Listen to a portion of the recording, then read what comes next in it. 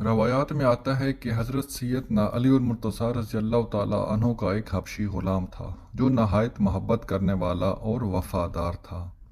ایک مرتبہ اس نے چوری کر لی تو لوگوں نے اسے پکڑ کر آپ کی خدمت میں پیش کیا، جہاں اس نے اپنے جرم کا اقرار کر لیا۔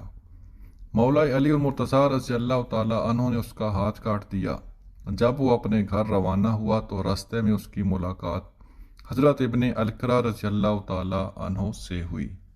انہوں نے جب پوچھا کہ تمہارا ہاتھ کیسے کٹا تو اس نے بتایا کہ میں نے چوری کی تھی۔ حضرت ابن القرا نے پوچھا کہ تمہارا ہاتھ کس نے کاٹا؟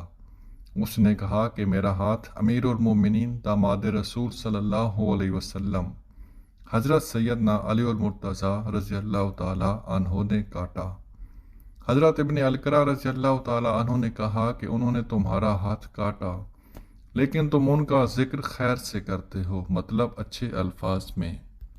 تو اس غلام نے کہا کہ انہوں نے میرا ہاتھ حق کے ساتھ کاٹا اور مجھے جہنم کے عذاب سے بچا لیا۔ حضرت ابن القرا رضی اللہ تعالیٰ عنہ نے حضرت سیدنا علی المرتضیٰ رضی اللہ تعالیٰ عنہ کی خدمت میں حاضر ہو کر تمام ماجرا بیان کیا۔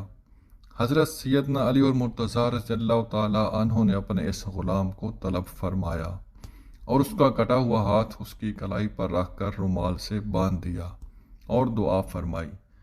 جب آپ نے رومال کھولا تو اس کا ہاتھ دوبارہ جڑ چکا تھا اور ایسا معلوم ہوتا تھا کہ ہاتھ میں کچھ ہوا ہی نہ ہو۔